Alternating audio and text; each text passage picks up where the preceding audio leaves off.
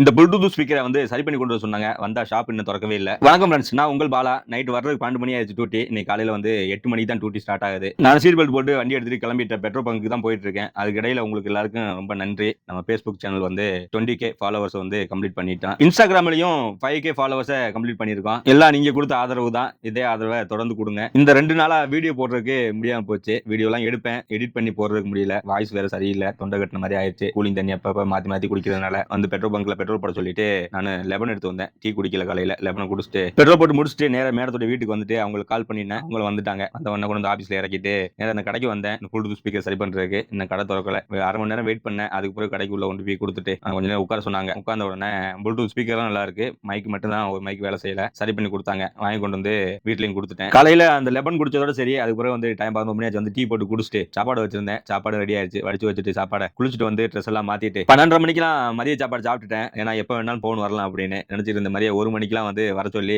Message போட்டிருக்காங்க.